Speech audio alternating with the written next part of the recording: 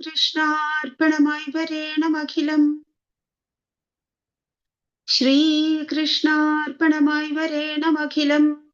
ചിന്തിപ്പതും ചൊൽവതും ചെയ്തിടുന്നതും ഉള്ളിലാഗ്രഹമുറന്നീടായിക മറ്റൊന്നിലും. പീലിപ്പൊന്മുടിമാലയും മുരളിയും പൂണ്ടേറെ മിന്നിടുമീ ബാലബ്രഹ്മമകക്കുരുന്നിൽ വിളയാടണം നമുക്കങ്ങനെ. ശ്രീ ഗുരുവായൂരപ്പ ശരണം. സാന്ദ്രാനന്ദാവബോധാത്മകമനുപമിതം കാലദേശാവധിഭ്യാം നിർമുക്തം നിത്യമുക്തം നിഗമശതസഹസ്രേണ നിർഭാസ്യമാനം. അസ്പഷ്ടം ദൃഷ്ടമാത്രേ പുനരുരു പുരുഷാർത്ഥാത്മകം ബ്രഹ്മതത്വം. തത്താവദ്ഭാതി സാക്ഷാത് ഗുരുപവനപുരേ ഹന്തഭാഗ്യം ജനാനാം. ശ്രീ ഗുരുവായൂരപ്പ ശരണം. നാരായണനു സഖിയാകിയ പാണ്ഡവന്റെ ഭാരിച്ച ദുർമതമടക്കി വരം കൊടുത്ത കിരാതരൂപധരിയാകിയ ചന്ദ്രചൂടൻ കാരുണ്യമെങ്കലരുളീടുക സർവകാലം. ജനനീം ശാരദാം ദേവീം രാമകൃഷ്ണം ജഗദ്ഗുരും പാദപദ്മേ തയോ ശ്രിത്വാ പ്രണമാമി മുഹുർമുഹു. ജഗദംബികാ സ്മരണം. ശ്രീമഹാദേവ്യേ നമഃ. ഭഗവാനും ഭഗവാന്റെ ഭക്തജനങ്ങൾക്കും എല്ലാവർക്കും എൻ്റെ നമസ്കാരം.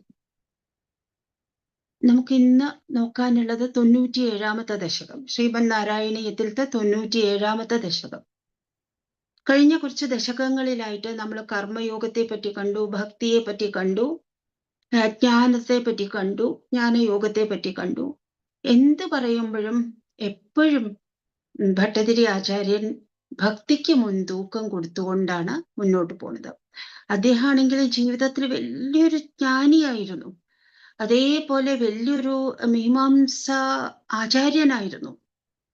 എന്നാൽ ഗുരുവായൂരിൽ വരുന്ന സമയത്ത് നമ്മൾ ഈ നാരായണീയത്തില് അദ്ദേഹത്തിന്റെ ഉള്ളിലെ ഭക്തനെയാണ് ഏറ്റവും അധികം കാണുന്നത്. ഭാഗവതത്തെ സംഗ്രഹമാക്കിയിട്ടാണ് നാരായണീയം അദ്ദേഹം ഉദ്ദേശിച്ചിട്ടുള്ളത്. ഈ ദശകത്തില് 97-ാമത്തെ ദശകത്തില് ഭാഗവതത്തിന്റെ അവസാന ഭാഗങ്ങളിലേക്ക് വരികയാണ്. അതേപോലെ 97-ാമത്തെ ദശകം എന്ന് പറയുമ്പോൾ ഇത് കഴിഞ്ഞാൽ ഇനി 3 ദശകങ്ങളേ ഉള്ളൂ നാരായണീയത്തില്. ഇവിടെ ശ്രീമദ് ഭാഗവതത്തിൽ അവസാനം പറയുന്ന ഒരു കഥ, 12-ാമത്തെ സ്കന്ധത്തില് മാർക്കണ്ഡേയനെ പറ്റി പറയുന്നുണ്ട്. മാർക്കണ്ഡേയ മഹർഷി പുരാണ ആചാര്യനാണ് എന്നാണ് നമ്മൾ കേട്ടിട്ടുള്ളത്. അദ്ദേഹം ഈ കഥ, ഭാഗവത കഥ, സൂതൻ ഒരു പേരുണ്ട്, സൂത പൗരാണികൻ എന്ന് നമ്മൾ ബഹുമാനത്തോടു കൂടി പറയും. അദ്ദേഹത്തിന്റെ പേര് ഉഗ്രശ്രവസ്. ഉഗ്രശ്രവസ് എന്ന് പറയുന്നത് രോമഹർഷണൻ എന്ന് പറഞ്ഞിട്ടുള്ള മഹർഷിയുടെ പുത്രനാണ്. ആ ഉഗ്രശ്രവസ് മഹർഷിയാണ്, ഉഗ്രശ്രവസ് എന്നുള്ള സൂത പൗരാണികനാണ് ശൗനകാദികൾക്ക് കഥ പറഞ്ഞു കൊടുക്കുന്നത്. ഭാഗവതം കഥ മുഴുവനും പറഞ്ഞു കൊടുക്കുന്നത് ശൗനകാദികൾക്ക് പറഞ്ഞു കൊടുക്കുന്നത് സൂതനാണ്. സൂതൻ പറഞ്ഞു കൊടുക്കുമ്പോഴാണ് ശ്രീശുക ബ്രഹ്മർഷി പരീക്ഷത്തിൽ പറഞ്ഞു കൊടുത്ത കഥ എടുത്തു പറയുന്നത്. അങ്ങനെ മാർക്കണ്ഡേയന്റെ കഥ, പുരാണ ആചാര്യത്വം ഉള്ള മാർക്കണ്ഡേയന്റെ കഥ ഭാഗവതം, ശ്രീമദ് ഭാഗവതം എന്ന പുരാണത്തിന്റെ അവസാനം കൊണ്ടുവന്ന് വെച്ചിട്ടുള്ളത് അതിൽ വളരെ സാങ്കത്യമുണ്ട്. പുരാണം അവസാനിക്കുന്നതിന് മുമ്പ് മാർക്കണ്ഡേയ മഹർഷിയുടെ മഹത്വം നമ്മളൊന്ന് ഓർമ്മിക്കുകയാണ്. അത് മാത്രല്ല, ഭാഗവതത്തിലെ 12-ാമത്തെ സ്കന്ധത്തിന്റെ ലക്ഷണം ആശ്രയം എന്നുള്ളതാണ്. ആശ്രയം എന്ന് പറഞ്ഞിട്ടുണ്ടെങ്കിൽ ഏത് കാലത്തും ആശ്രയം ഭഗവാനാണ്. നമ്മൾ ഉണർന്നിരിക്കുമ്പോഴും സ്വപ്നം കാണുമ്പോഴും സ്വപ്നമൊന്നുമില്ലാത്ത ഉറക്കം, സുഷുപ്തി, അഗാധമായിട്ടുള്ള സുഷുപ്തി, 3 അവസ്ഥയിലും നമുക്ക് ആശ്രയമായിട്ടുള്ളത് ഭഗവാനാണ്.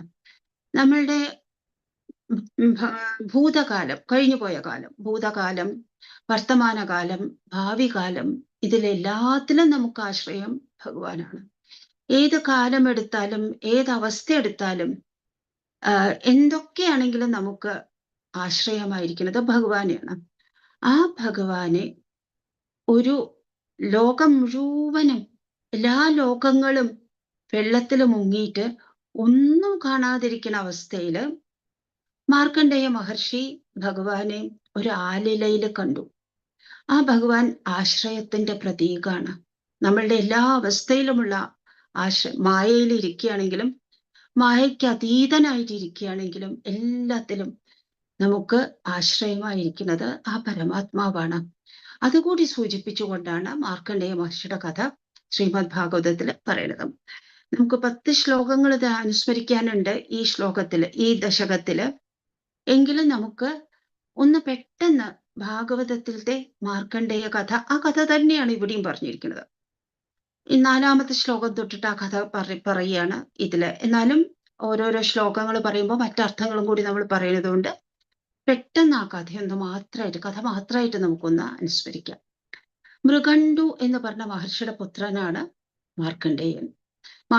മൃഗണ്ടു മഹർഷി പത്നി വളരെ കുറേ കാലം ശിവഭജനം ചെയ്തിട്ടാണ് അവർക്ക് പുത്രൻ ഉണ്ടായത്. ഭഗവത് ഭജനം ചെയ്തിട്ടാണ് പുത്രൻ ഉണ്ടായത്. അപ്പോൾ പുത്രൻ ഉണ്ടാവുന്നതിന് മുമ്പ് അവർക്ക് വരം കിട്ടുന്ന സമയത്ത് അവർക്കൊരു ചോയ്സ്, ഒരു തെരഞ്ഞെടുപ്പ് വേണ്ടി വന്നു. മന്ദബുദ്ധിയായിട്ടുള്ള, വലിയ അധികം ബുദ്ധിയൊന്നുമില്ലാത്ത, ഒരു കുറേ കാലം ജീവിച്ചിരിക്കുന്ന ഒരു മകൻ വേണോ, അതോ നല്ല ബുദ്ധിയുള്ള, സദ്ബുദ്ധിയായിട്ടുള്ള, നല്ല കഴിവുള്ള ഒരു അല്പായുസ്സായിട്ടുള്ള മകനെയാണോ വേണ്ടത്? അന്ന് അച്ഛനും അമ്മയും തിരഞ്ഞെടുത്തു അല്പായുസ്സായിട്ടുള്ള മകനാണെങ്കിലും മിടുക്കനായിട്ടുള്ള കുട്ടിയാണ് കിട്ടേണ്ടത്. അങ്ങനെയാണ് മാർക്കണ്ഡേയ മഹർഷി ജനിച്ചത്. മാർക്കണ്ഡേയ മഹർഷിക്ക് കേരളത്തിൽ നമ്മൾ പറയാറുള്ളത് 16 വയസ്സ് വരെയാണ് ആയുസ് ഉണ്ടായിരുന്നതെന്നാണ് ജ്യോതിഷികൾ പറഞ്ഞത്. പക്ഷെ ഈ കഥയിലൊക്കെ 12 വയസ്സെന്നാണ്. അപ്പൊ വയസ്സ് വലിയ കാര്യമല്ല. 12 ആയാലും 14 ആയാലും 16 ആയാലും ചെറുപ്പത്തിൽ തന്നെ മരിക്കാനുള്ള യോഗമായിരുന്നു എന്നുള്ളത് വ്യക്തമാണ്. ഈ കുട്ടിയുടെ മരണകാലം വരുന്നതിന് 1 കൊല്ലം മുമ്പ് ഈ കുട്ടി അത് മനസ്സിലാക്കി അച്ഛൻ്റെയും അമ്മയുടെയും കഴിഞ്ഞു.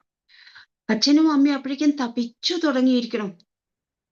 മുമ്പ് അങ്ങനെയൊക്കെ ചോദിച്ചിട്ടാണ് അല്പായുസ്സായിട്ടുള്ള ഒരു മകൻ വന്നതെങ്കിലും ആ കുട്ടിയുടെ ആയുസ് അവസാനിക്കാറായപ്പോഴേക്കും മനസ്സ് തപിച്ചു തുടങ്ങി. അവരുടെ ദുഃഖം കണ്ട സമയത്ത് അതെന്താണെന്ന് അന്വേഷിച്ചപ്പോൾ കുട്ടിക്ക് അത് മനസ്സിലായി. അവിടുന്ന് ഭഗവാനെ ശിവനെ ഭജിച്ചു. 1 കൊല്ലം ശിവനെ ഭജിച്ചു. എന്നിട്ട് 1 കൊല്ലത്തിന്റെ അവസാനം വന്നപ്പോൾ, അതായത് 12 വയസ്സിന്റെ 16 വയസ്സിന്റെ അവസാനം വന്നപ്പോ യമൻ തന്നെ വന്നു കുട്ടിയെ കൊണ്ടുപോകാൻ. വലിയ ശിവഭക്തനാണ്. ഭടന്മാരെ അയക്കുകയല്ല ചെയ്തത്, യമൻ തന്നെ വന്നു എന്നാണ് പറയുന്നത്. അപ്പൊ നമ്മൾ കേരളത്തിൽ പറയാറുള്ളത് തൃപ്രങ്ങോട് എന്ന് പറഞ്ഞ, മലപ്പുറം ജില്ലയിലെ തൃപ്രങ്ങോട് എന്ന് പറഞ്ഞിട്ടുള്ള ആ ക്ഷേത്രത്തിലാണ്. അതിനടുത്തായിരുന്നു മാർക്കണ്ഡേയൻ കുടുംബമായിട്ട് താമസിച്ചിരുന്നത്. അവിടെ വന്നിട്ട്, അമ്പലത്തിൽ വന്നിട്ട് ഭഗവാനെ ഭജിക്കും. ഈ ദിവസം യമൻ കാലപാശം എറിഞ്ഞിട്ട് ഒരു കയറിട്ടിട്ടാണ് പിടിക്കാൻ വേണ്ടി നോക്കുക. കയറിട്ടിട്ട് പിടിക്കാൻ വേണ്ടി നോക്കിയ സമയത്ത് ഈ കുട്ടി ശിവലിംഗത്തെ ആലിംഗനം ചെയ്ത് നിന്നു, കെട്ടിപ്പിടിച്ചു നിന്നു. യമൻ കയറിട്ടത് ലിംഗത്തോടു കൂടിയാണ്. അങ്ങനെ വലിച്ചു കൊണ്ടുപോകാൻ നോക്കിയപ്പോഴേക്കും മഹാദേവൻ അവിടെ പ്രത്യക്ഷപ്പെട്ടു. അങ്ങനെ കാലനായിട്ടുള്ള യമനെ തന്നെ ഇല്ലാതാക്കി. അതുകൊണ്ടാണ് ഭഗവാന് കാലാന്തകൻ, കാലകാലൻ എന്നൊക്കെ ഉള്ള പേര്. കാലനെ പോലും ഇല്ലാതാക്കിയ ആള് കാലകാലൻ മഹാദേവൻ, കാലാന്തകൻ മഹാദേവൻ. പിന്നെ യമന് ജീവിതം കൊടുത്തു പിന്നീട്. എന്നാലും കുറച്ചു കാലം ഇല്ലാതെ, യമനില്ലാത്തൊരു കാലം ഉണ്ടായിരുന്നു എന്നൊക്കെയാണ് പറയുന്നത്. അതോടുകൂടിയിട്ട് ഈ കുട്ടിക്ക് ഭഗവാൻ തന്നെ എത്രയും കാലം ജീവിക്കാനുള്ള ആയുസ് കൊടുത്തു. ആ ആയുസ് മുഴുവനും മാർക്കണ്ഡേയ മഹർഷി ഉപയോഗിച്ചത് തപസ് ചെയ്യാനായിരുന്നു, മറ്റൊന്നിനുമല്ല. സുഖങ്ങളിലൊന്നും ഒരു താല്പര്യം ഉണ്ടായിരുന്നില്ല, ഭൗതിക ജീവിതത്തിൽ താല്പര്യം ഉണ്ടായിരുന്നില്ല, തപസ് തന്നെയായിരുന്നു. 6 മന്വന്തരങ്ങൾ തപസ് ചെയ്തു. ഒരു മന്വന്തരം എന്ന് പറഞ്ഞിട്ടുണ്ടെങ്കിൽ 71 ചതുര്യുഗം. ഒരു ചതുര്യുഗം എന്ന് പറഞ്ഞിട്ടുണ്ടെങ്കിൽ അത് സത്യയുഗം, ത്രേതായുഗം, ദ്വാപരയുഗം, കലിയുഗം. ഒരു മന്വന്തരം എന്ന് പറഞ്ഞാൽ ഒരു മനുവിന്റെ കാലമാണ്. അത്രയും കാലം അങ്ങനെ 6 മനുക്കളുടെ കാലം തപസ് ചെയ്തിട്ടേയിരുന്നു. ഏഴാമത്തെ മന്വന്തരം വന്നപ്പോഴും അദ്ദേഹം തപസ് തുടർന്നു. തുടർന്ന സമയത്ത് ദേവേന്ദ്രന് തോന്നി ഇനി അധികം തപസ് ചെയ്യാൻ സമ്മതിക്കരുത്. ഓരോ മന്വന്തരത്തിലും ഓരോരുത്തരാണ് ദേവേന്ദ്രനായിട്ട് വരിക. ഇപ്പൊ വൈവസ്വത മന്വന്തരാണ്. ഇതാണ് 7ാമത്തെ മന്വന്തരം. പിന്നെ 14 മന്വന്തരം കഴിഞ്ഞാൽ പിന്നെ അത് സൈക്ലിക്കലായിട്ട് തുടരും. എന്തായാലും ഇപ്പോഴത്തെ സൈക്കിളില് 7ാമത്തെ മന്വന്തരത്തിലാണ് നമ്മൾ ജീവിക്കുന്നത്. ഇത് വൈവസ്വത മന്വന്തരം. ഈ മന്വന്തരത്തിലെ ഇന്ദ്രനെ പുരന്ദരൻ എന്ന് പറയുന്നതാണ് ഓർമ്മ. അങ്ങനെയുള്ള ദേവേന്ദ്രന് അസൂയ തോന്നി. അഥവാ ഈ കുട്ടി കൂടുതൽ തപസ് ചെയ്തിട്ട് ഇന്ദ്രന്റെ സ്ഥാനം തട്ടിയെടുത്താലോ എന്നൊക്കെയുള്ള പേടി കൊണ്ട് ഇന്ദ്രൻ അശ്വമേധ യാഗങ്ങളൊക്കെ 100ാമത്തെ യാഗം തികയ്ക്കുമ്പോഴേക്കും ഇത് പലർക്കും സംഭവിച്ചിട്ടുണ്ട്. പൃഥു മഹാരാജാവിന് സംഭവിച്ചിട്ടുണ്ട്, ദിലീപന് സംഭവിച്ചിട്ടുണ്ട്. അവരൊക്കെ യാഗം ചെയ്യുമ്പോൾ 100 യാഗം തികയ്ക്കാൻ സമ്മതിക്കില്ല. അതിനു മുമ്പ് യാഗ അശ്വത്തെ തട്ടിക്കൊണ്ടുപോകും. അങ്ങനെയാണ് രാജാക്കന്മാരുടെ യാഗങ്ങളെ ഇന്ദ്രൻ മുടക്കാറുള്ളത്. പക്ഷെ ഇവിടെ വന്നിട്ട് ഒരു തപസ്വിയുടെ തപസ്സാണ്. അതിനെ മുടക്കാൻ ഏറ്റവും നല്ലത് കാമദേവനെ അയക്കും. കാമദേവന്റെ കൂടെ നല്ല ഭംഗിയായിട്ട് വീശണ, മന്ദമായിട്ട് വീശണ മാരുതനെ, അപ്സരസ്സുകളെ, വസന്ത ഋതുവിനെ ഒക്കെ അയക്കും. ഇതൊക്കെ ഒരാളുടെ തപസ് മുടക്കാൻ പോകുന്നതാണ്, മനസ്സിളക്കാൻ പോകുന്നതാണ്. അതോയിട്ട് കാമദേവനും ഈ പരിവാരങ്ങളും വന്നപ്പോഴും മാർക്കണ്ഡേയ മഹർഷിക്ക് ഒരനക്കവും ഉണ്ടായില്ല. എന്നു മാത്രമല്ല, മാർക്കണ്ഡേയ മഹർഷിയുടെ അടുത്ത് ചെന്നിട്ടുള്ള അവർ നൃത്തം വെച്ചിട്ടും അപ്സരസുകൾ നൃത്തം വെച്ചിട്ടും ഗാനം പാട്ടുപാടിയിട്ടും ഒക്കെ ശ്രമിച്ചെങ്കിലും അവർക്ക് മഹർഷിയുടെ തപസ്സിന്റെ ചൂട് ഏറ്റെടുക്കേണ്ടി വന്നു. അങ്ങനെ എല്ലാവരും അവര് പേടിച്ചിട്ട് അവിടുന്ന് ഒഴിഞ്ഞുപോയി.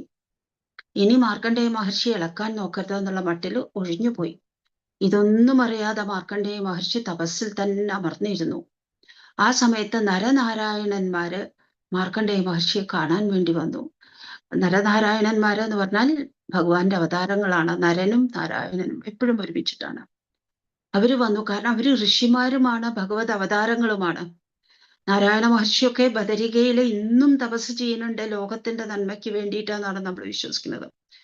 അതുകൊണ്ടാണ് ബദരി ഒരു തപോഭൂമിയാണ്. അങ്ങനെയുള്ള അവരെന്തുകൊണ്ടാണ് വന്നത്? അവർക്ക് ഇതേ അനുഭവം ഉണ്ട്. നാരായണ മഹർഷിയൊക്കെ തപസ് ചെയ്യാനിരിക്കുമ്പോൾ ഇതേപോലെ ഇന്ദ്രൻ കാമദേവനെയും മറ്റെല്ലാവരെയും അയച്ചിട്ടുണ്ടായിരുന്നു. അന്ന് നാരായണ മഹർഷിക്ക് ഒരു അനക്കവും ഉണ്ടായില്ല. അത് ഭഗവത് അവതാരമാണ്. ഇവിടെയാണെങ്കിൽ ഒരു മനുഷ്യനാണ് അവിടെ ഇരുന്ന് തപസ് ചെയ്യുന്നത്, മാർക്കണ്ഡേയ മഹർഷി. ഈ മനുഷ്യന് പോലും തങ്ങൾക്ക് ഉണ്ടായ അതേ അനുഭവം ഉണ്ടായിട്ടും ഈ മഹർഷിക്ക് യാതൊരു ചലനവും ഉണ്ടായില്ല. കണ്ടനുഗ്രഹിക്കാൻ വേണ്ടിയിട്ട് അവിടെ വന്നു. അങ്ങനെ വന്ന സമയത്ത് ഇദ്ദേഹം മാർക്കണ്ഡേയ മഹർഷി തപസ്സിൽ നിന്ന് ഉയർന്ന് നരനാരായണന്മാരെ അന്തരീക്ഷത്തിൽ അങ്ങനെ കണ്ട സമയത്ത് ശ്രീമദ് ഭാഗവതത്തിലൊക്കെ നല്ലൊരു സ്തോത്രമുണ്ട്. ഭംഗിയായിട്ട് അവിടുന്ന് നരനാരായണന്മാരെ വർണ്ണിച്ചുകൊണ്ട് സ്തുതിക്കും. വളരെ നല്ലൊരു സ്തുതിയാണത്. ഭാഗവതത്തില് 12ാമത്തെ സ്കന്ധത്തില് 7, 8, 9 അധ്യായങ്ങളിലായിട്ടാണ് ഈ കഥയുള്ളത്. ആ കഥ ഇവിടെ എടുത്തു പറയുകയാണ്. 8, 9, 10 അധ്യായങ്ങൾ 8, 9, 10 അധ്യായങ്ങളിൽ നോക്കിയാൽ നമ്മൾ ഈ സ്തുതി കാണും. അങ്ങനെ സ്തുതിച്ച സമയത്ത് നരനാരായണന്മാര് എന്താണ് വരം വേണ്ടത് എന്ന് ചോദിക്കും. മാർക്കണ്ഡേയ മഹർഷിക്ക് ഒന്നും ആവശ്യമില്ല. എന്നാലും എല്ലാവരും മായയെ പറ്റി പറഞ്ഞു കേട്ടിട്ടുണ്ട്. തനിക്ക് മായ എന്താന്ന് അറിയില്ല. നമ്മളുടെ അവസ്ഥ എങ്ങനെയാണ്? നമുക്ക് മായ മാത്രമേ നമുക്ക് മനസ്സിലാവുള്ളൂ. മായ ഇല്ലാത്തൊരവസ്ഥയെ നമുക്ക് മനസ്സിലാക്കാനേ പറ്റില്ല നമ്മളുടെ ഈ ജീവിതത്തിൽ ഇരുന്നിട്ട്. എന്നാൽ ഈ മഹർഷിക്കാവട്ടെ മായ എന്താണെന്ന് അറിയില്ല. അതുകൊണ്ട് ആ മായ ഒന്ന് കണ്ടാൽ കൊള്ളാം. അപ്പൊ ചിലപ്പൊക്കെ മായയെ അയച്ചിട്ട് ഭഗവാൻ പരീക്ഷിക്കുമ്പോൾ ആ വ്യക്തിക്ക് ഒരു കുടുംബജീവിതം കൊടുക്കും, പത്നിയെ കൊടുക്കും, ഭാര്യയെ കൊടുക്കും, കുട്ടികളെ കൊടുക്കും. നാരദന്റെ ഒക്കെ കഥയിൽ നമ്മൾ അങ്ങനെയൊക്കെ കേട്ടിട്ടുണ്ട്. പക്ഷെ മാർക്കണ്ഡേയ മഹർഷിക്ക് ഭഗവാൻ അതൊന്നും അല്ല കൊടുത്തത്. ഇതൊരു വലിയ തപസ്വിയാണ്. ആ തപസ്വിക്ക് അങ്ങനെ കുടുംബജീവിതത്തിന്റെ അനുഭവമൊന്നും അല്ല കൊടുക്കേണ്ടത്. അത് ഒരു മായയിൽ പോലും അത് കൊടുക്കരുത് എന്നുള്ള ഉദ്ദേശത്തോടെയാണോ എന്നറിയില്ല. ഭഗവാൻ വേറെ ഒരു വിധത്തിലാണ് മായയുടെ പ്രഭാവം കാണിച്ചു കൊടുക്കാൻ തീർച്ചയാക്കിയത്. ഭഗവാൻ എന്താണ് ചെയ്തത് വെച്ചാല് ഒരു വലിയ പ്രളയം സൃഷ്ടിച്ചു. സാധാരണ കൽപ്പാന്ത കാലത്താണ് പ്രളയം ഉണ്ടാവുക. ഒരു കൽപ്പം കഴിയുന്ന സമയത്ത് ബ്രഹ്മാവിന്റെ ഒരു ദിനം, ആ ദിനത്തിന്റെ കൽപ്പം എന്ന് പറയും. കൽപ്പത്തിന്റെ അവസാനം എത്ര സമയമാണോ ഒരു ദിവസം ഉണ്ടായിരുന്നത്, 14 മനുക്കളുടെ സമയമാണത്. അത്രയും സമയം ബ്രഹ്മാവിന്റെ രാത്രിയാണ്. അത് പ്രളയകാലമാണ്. അങ്ങനെ ഒരു പ്രളയം കൽപ്പാന്തമല്ലാതെയും ഒരു പ്രളയം കാണിച്ചു കൊടുക്കാൻ തീർച്ചയായും അത് മായയാണ്, മായാസൃഷ്ടമായിട്ടുള്ള പ്രളയം. അപ്പോ മാർക്കണ്ഡേയ മഹർഷി തപസ് ചെയ്യായിരുന്നു. നാരായണ മഹർഷിയും നരനാരായണന്മാർ അവിടുന്ന് അന്തർധാനം ചെയ്തു. അങ്ങനെ കണ്ണുടച്ച് തപസ്സിരിക്കുന്നതിന്റെ ഇടയിൽ പെട്ടെന്ന് ഇടിയുടെ ശബ്ദം കേട്ടു. കണ്ണു തുറന്നു നോക്കുമ്പോ ആകാശം നിറയെ കാർമേഘം, വലിയ ഇടി, പ്രചണ്ഡമായിട്ടുള്ള വായു, അതായത് കൊടുങ്കാറ്റ്, മേഘം, അങ്ങനെ വലിയ ഗർജനത്തോട് കൂടിയിട്ട് മേഘം, മിന്നല്, പിന്നെ മഴ പെയ്യാൻ തുടങ്ങി. മഴ എന്ന് പറഞ്ഞിട്ടുണ്ടെങ്കിലോ പെരുമഴ, നിൽക്കാതെയുള്ള മഴ. ഇരിക്കുന്ന സ്ഥലം മുഴുവനും വെള്ളം നിറഞ്ഞു. അത് മാത്രല്ല, ഈ ഭൂമിയിൽ 7 സാഗരങ്ങളുണ്ട്, 7 സമുദ്രങ്ങളുണ്ട് എന്നാണ് നമ്മൾ പറയാറുള്ളത്. ആ സമുദ്രം മുഴുവനും കര കയറി കര കാണാതെ ആയാൽ എന്താവും? സാധാരണ സ്ഥലമുണ്ട്, ജലമുണ്ട്. സ്ഥലം മുഴുവനും മുങ്ങി ജലത്തിൽ പോയി ജലം മാത്രമേ കാണുള്ളൂ എന്നുണ്ടെങ്കിൽ ഒരു ജലത്തിന്റെ ഏകരാശി, വേറൊന്നും കാണാനില്ല. മരങ്ങളില്ല, കാടില്ല, ഒന്നുമില്ല. മാർക്കണ്ഡേയ മഹർഷി മാത്രം ഒരു വലിയ ജലപ്പരപ്പിനെ നോക്കിയിരിക്കുകയാണ്. അതും കാറും കോളും നിറഞ്ഞിട്ടുള്ള ആകാശം. വെള്ളമാണെങ്കില് വലിയ വലിയ തിരമാലകള്, ശാന്തമായിട്ടുള്ള വെള്ളപ്പരപ്പല്ല. അങ്ങനെ ഇരിക്കുന്ന സമയത്ത് മഹർഷി ഇത് എന്താണെന്ന് വിചാരിച്ചിരിക്കുന്ന സമയത്ത് ദൂരത്ത് ഒരു ആൽവൃക്ഷം. ആ ആൽവൃക്ഷത്തിൽ ഒരു ഇല, ആ ഇലയില് ഒരു ചെറിയ കുട്ടി ഇരിക്കുന്നു. അത് നമ്മൾ കരാരവിന്ദേന പദാരവിന്ദം എന്നൊക്കെ പറഞ്ഞിട്ട് നമ്മൾ ചൊല്ലാറില്ലേ? അത് വടപത്രശായിയായിട്ട്, ആലില കണ്ണനായിട്ട്, മുകുന്ദൻ, മുക്തി കൊടുക്കാൻ പോകുന്ന മുകുന്ദൻ അവിടെ ഇരിക്കണു. ഈ മുക്തി കൊടുക്കുന്ന ഭഗവാന്റെ ഭാവം എന്താണ്? വരാഭയങ്ങളല്ല. ഒരു കൈ കൊണ്ട് അഭയം, മറ്റേ കൈ കൊണ്ട് വരം, അങ്ങനെയല്ല. ഇരിക്കുന്നത് എങ്ങനെയാണ്? താമരപ്പൂ പോലെയുള്ള കാൽവിരലുകള്, താമര പോലെയുള്ള വിരലുകള്, താമര ഇതള് മാതിരി സുന്ദരമായിട്ടുള്ള തുടുത്ത കാലെടുത്തിട്ട് അതിസുന്ദരമായിട്ടുള്ള ചോരി വായ്ക്കുള്ളിൽ, ചെറിയ കുട്ടിയുടെ വായാണ്, കുഞ്ഞാണ്. ആ കുഞ്ഞിന്റെ വായിലേക്ക് ആ കാൽവിരല് എടുത്ത് വെച്ചിട്ട് കാൽവിരല് ഉണ്ണാണ്, ഈമ്പി കഴിക്കുകയാണ്, കുടിക്കുകയാണ്. അങ്ങനെയുള്ള കുട്ടിയുടെ രൂപം കണ്ടപ്പോ അത് ആ കുട്ടിയുടെ അടുത്തേക്ക് നീന്താൻ വേണ്ടി ശ്രമിച്ചു. നീന്തി അടുത്തെത്തിയ സമയത്ത് പിന്നെ പെട്ടെന്ന് ആ കുഞ്ഞിന്റെ ശ്വാസത്തില്, ചെറിയ കുഞ്ഞാണ്, ആ ശ്വാസത്തിന് എത്ര ശക്തി ഉണ്ടായിരിക്കും? ആ അത്ര ചെറിയ നേർത്ത ശ്വാസം. പക്ഷെ ആ ശ്വാസത്തില് മാർക്കണ്ഡേയ മഹർഷി ആ കുഞ്ഞിന്റെ ഉള്ളിലേക്ക് പ്രവേശിച്ചു. കുഞ്ഞിന്റെ ഉദരത്തിലെത്തി, വയറിന്റെ ഉള്ളിലെത്തി. അവിടെ എന്താണ് കാണുന്നത്? പുറത്ത് കണ്ടിരുന്ന പോലെ ലോകം കാണുന്നു. ലോകത്തിലെ സർവചരാചരങ്ങളെയും അവിടെ കാണുന്നു. മൃഗങ്ങളെയും പക്ഷികളെയും മനുഷ്യരെയും അതേപോലെ പർവ്വതങ്ങളെ, പിന്നെ മരങ്ങളെ ഒക്കെ ഈ കുഞ്ഞിന്റെ വയറിന്റെ ഉള്ളില്. അത്ഭുതം കൊണ്ട് എന്ത് പറയണം, എന്ത് വിചാരിക്കണം എന്നറിയാതെയായി. പിന്നെ ആ കുഞ്ഞ് ശ്വാസം പുറത്തേക്ക് വിട്ട സമയത്ത് മാർക്കണ്ഡേയ മഹർഷി പുറത്തേക്ക് വന്നു. പുറത്തേക്ക് വന്നിട്ട് ഈ കുഞ്ഞിനെ ഒന്ന് ആലിംഗനം ചെയ്യണം തോന്നി, കെട്ടിപ്പിടിക്കണം എന്ന് തോന്നി, അത്ര കൗതുകം തോന്നി. അപ്പോഴേക്കും കുഞ്ഞ് കാണാനില്ല, കുഞ്ഞിനെ തൊടാൻ പറ്റില്ല, കുഞ്ഞിനെ കാണാനില്ല എന്ന് മാത്രല്ല, അതോടുകൂടി ആ മായാപ്രളയം ഇല്ലാതായി. അവിടെ ഒരു തുള്ളി വെള്ളം പോലും ഇല്ല. പണ്ടത്തെ പോലെ തന്നെ പുഷ്പഭദ്ര നദീതീരത്ത് തന്റെ പർണശാലയിൽ ഇരുന്നിട്ട് അങ്ങനെ തപസ് ചെയ്തുകൊണ്ടിരിക്കുകയാണ് താൻ. ഒരു തുള്ളി വെള്ളം അവിടെ എവിടെയില്ല. തന്റെ വസ്ത്രം നോക്കി, മരവുരിയാണ്, ഒന്നും വെള്ളമില്ല, എവിടെയും വെള്ളമില്ല, എല്ലാം പഴയ പോലെ. അപ്പൊ മനസ്സിലായി, മായയാണ് ഭഗവാൻ കാണിച്ചു തന്നത്, മായാപ്രളയമാണ് കാണിച്ചു തന്നത്. വീണ്ടും ആ മായയെ ഓർത്തിട്ടും അധികം ഒന്നും മാർക്കണ്ഡേയ മഹർഷി അതിങ്ങനെ ആലോചിച്ചു വീണ്ടും വീണ്ടും ആ മായയുടെ കാഴ്ചയിൽ പോലും മയങ്ങി നിന്നില്ല. മഹർഷി വീണ്ടും തന്റെ തപസ് തുടർന്നുകൊണ്ടേ. അങ്ങനെ ഇരിക്കുന്ന സമയത്ത് മഹർഷിയുടെ മുമ്പിൽ പെട്ടെന്ന് മഹാദേവൻ പ്രത്യക്ഷപ്പെട്ടു. ഉമയോട്, ഗൗരി ദേവിയോട് കൂടിയിട്ട്, പാർവതി ദേവിയോട് കൂടിയിട്ട് വന്നു. എന്താ കാരണം വെച്ചാൽ താൻ മാത്രം കണ്ടാൽ പോരാ ഈ ഭക്തനെ, പാർവതി ദേവി കൂടി കാണണം. ഈ ഭക്തന് പാർവതി ദേവിയുടെ കൂടി അനുഗ്രഹം വേണം. അങ്ങനെ മുന്നിലെത്തി. കണ്ണടച്ചിരിക്കുന്ന ഈ മഹർഷി അത് കാണുന്ന പോലും ഇല്ല. അവിടുന്ന് ഭഗവാൻ തന്നെ യോഗശക്തി കൊണ്ട് ഈ മാർക്കണ്ഡേയന്റെ മനസ്സിലേക്ക് പ്രവേശിച്ചു. അവിടെ തെളിഞ്ഞു കണ്ടപ്പോഴാണ് കണ്ണൊന്ന് തുറന്നു, സംരംഭത്തോടു കൂടി ഒന്ന് കണ്ണ് തുറന്നപ്പോ നേരെ മുന്നില് മഹാദേവൻ ഗൗരിയോട് കൂടി നിൽക്കണു. അവിടുന്ന് ഭംഗിയായിട്ട് മഹാദേവനെയും സ്തുതിക്കും. നേരത്തെ നാരായണ മഹർഷി നരനാരായണന്മാരെ സ്തുതിച്ചതുപോലെ ഭംഗിയായിട്ട് അവിടെ സ്തുതിക്കും. ആ സ്തുതി കേട്ടിട്ട് ഭഗവാന് പ്രീത ചിത്തനായി.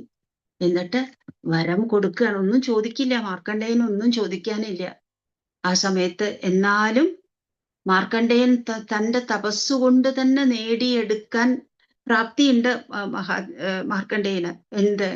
ഒരിക്കലും മരണമില്ലാത്ത അവസ്ഥ, ഒരിക്കലും വാർദ്ധക്യം ബാധിക്കാത്ത അവസ്ഥ, എന്നും യുവാവായിട്ട് എന്നും ജീവിച്ചിരിക്കാനുള്ള അനുഗ്രഹം കൊടുത്തു. അത് മാത്രല്ല, അത് സ്വന്തം അറിഞ്ഞു കൊടുത്തു. എന്ത് വരാനോ വേണ്ടത്, എന്തെങ്കിലും ഒന്ന് ചോദിക്കണം എന്ന് പറഞ്ഞ സമയത്ത് മാർക്കണ്ഡേയ മഹർഷി പറയും, എനിക്ക് ശ്രീഹരിയിൽ ഭക്തി ഉണ്ടായിത്തീരട്ടെ. എനിക്ക് ഹരിയുടെ ജനങ്ങളില്, അതാരാണ് ഹരിയുടെ ജനങ്ങൾ ആരാണ്? ഭഗവാനെ പ്രാർത്ഥിക്കണവര്, ഭഗവാനെല്ലാം സമർപ്പിച്ച് ചെയ്യണവര്, ഭഗവാന്റെ പ്രിയപ്പെട്ട ഭക്തന്മാര്, അവരിലും എനിക്ക് ഭക്തി ഉണ്ടാവട്ടെ. അതുപോലെ ഹേ മഹാദേവ, ഗൗരി സമേതനായി നിൽക്കുന്ന മഹാദേവ, അങ്ങയിലും എനിക്ക് ദൃഢമായിട്ടുള്ള ഭക്തി ഉണ്ടാവട്ടെ എന്ന് പ്രാർത്ഥിച്ചു. ഇത് കേട്ടതോടുകൂടിയിട്ട് മഹാദേവൻ സന്തോഷത്തോടു കൂടിയിട്ട് അവിടുന്ന് അന്തർധാനം ചെയ്തു. ഇതാണ് കഥ. മാർക്കണ്ഡേയ മഹർഷി അതുകൊണ്ട് കൽപ്പാന്തകാലം വരെ ഇരിക്കും. അപ്പോ കഥ കേട്ടുകൊണ്ടിരുന്ന ശൗനകാദികൾ സൂതനോട് ചോദിക്കുകയാണ്, കൽപ്പാന്തകാലം വരെ ജീവിക്കാൻ നിയോഗമുള്ള ഈ മഹർഷി എങ്ങനെയാണ് കൽപ്പം വരുന്നതിന് മുമ്പ് കൽപ്പാവസാനത്തിൽ ഉണ്ടാവുന്ന പോലെ ഉള്ള പ്രളയം കണ്ടതെന്ന് ചോദിക്കുമ്പോഴാണ് ഈ കഥ പറഞ്ഞു കൊടുക്കുന്നത്. ഇതാണ് മാർക്കണ്ഡേയ മഹർഷിയുടെ കഥ. അപ്പൊ അതെന്താണെന്ന് വെച്ചാല്, ഒരു ഭക്തന് മായയെ വെല്ലാനുള്ള കഴിവുണ്ട്, മായയെ ജയിക്കാനുള്ള കഴിവുണ്ട്. മാത്രമല്ല, ഒരു മായയിൽപ്പെട്ടിരിക്കുമ്പോഴും ഭഗവാൻ തന്നെയാണ് ആശ്രയം എന്നുള്ളത് ശ്രീമദ് ഭാഗവതത്തിന്റെ അവസാനത്തെ സ്കന്ധമായിട്ടുള്ള 12ാമത്തെ സ്കന്ധത്തില്, ആശ്രയം എന്ന ലക്ഷണമുള്ള 12ാമത്തെ സ്കന്ധത്തില് അത് കാണിച്ചു കൊടുക്കുകയാണ് ചെയ്യുന്നത്. മാർക്കണ്ഡേയന്റെ കഥ പറഞ്ഞിട്ട് ആ തത്വം നമ്മളെ ഓർമ്മിപ്പിക്കുകയാണ് വ്യാസഭഗവാൻ. ഇനി നമുക്ക് 97ാമത്തെ ദശകം ഓരോന്നായിട്ട് എടുക്കാം. വളരെ കുറച്ച് സമയമേ ഉള്ളൂ, നമുക്ക് വളരെ വേഗം ഒന്ന് വായിച്ചു പോവാം.